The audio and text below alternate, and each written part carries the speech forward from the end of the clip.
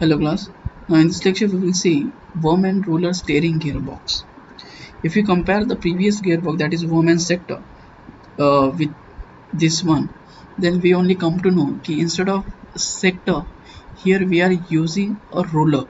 Okay, so here also a partial teeth are there. Okay, यहाँ भी जो हमने use किया as like a sector, जो भी रोटेटिंग पार्ट था, जो भी क्रॉस शाफ्ट में हमने फिक्स किया था एलिमेंट दैट इज सेक्टर, उसको उसका भी पार्शियल टीथ था, यहाँ भी पार्शियल टीथ है, बट ये जो पार्शियल टीथ है वो किसके ऊपर है? रोलर के ऊपर. सो ये जो क्रॉस शाफ्ट है हमारा, इस क्रॉस शाफ्ट के ऊपर हमने क्या किया है, हमारे रोलर को फिक्स किया है.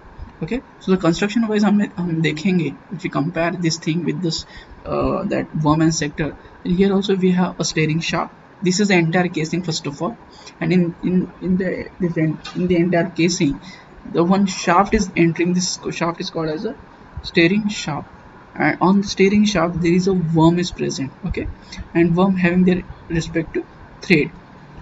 So here also the steering shaft will not having any movement, inward and outward movement of the casing, and that inward and outward movement to the casing is arrested by the bearings.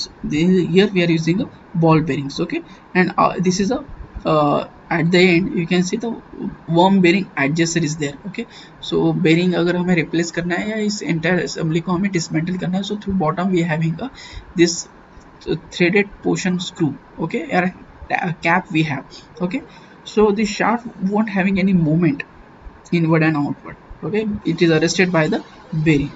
After that there is a cross shaft. Okay, on the cross shaft they are mounted a V shape. V shape means इसका जो shape है single thread है only, इस तरह से, या simple you can say एक पुली है.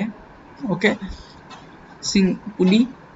Okay, पुली type roller है, so that उसका जो एजेस होते हैं, जिसके फ्लेंजेस होते हैं, that flange is act as a tooth.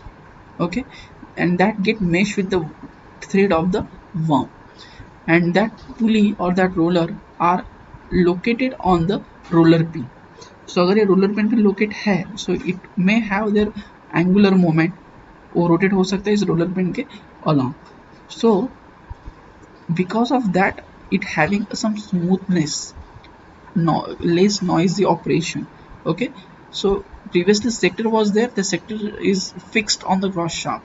यहाँ भी ये एलिमेंट फिक्स है क्रॉस शाफ्ट के ऊपर, मतलब जब ये ऊपर नीचे जाएगा that time cross shaft will rotate, but this roller having their moment about the roller pin, so some smoothness में कम है. So that is only difference.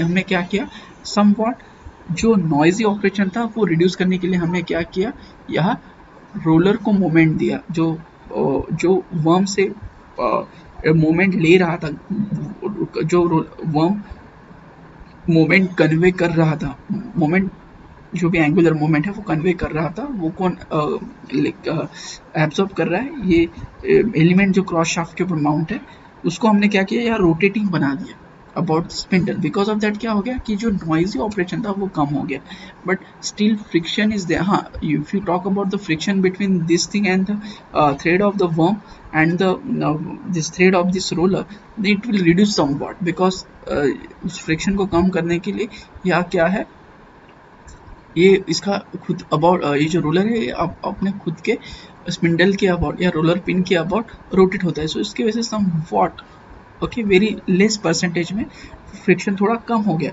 But noise बहुत कम हो गया. Okay, because it having their angular moment about their roller pin, so ये noisy operation कम हो गया.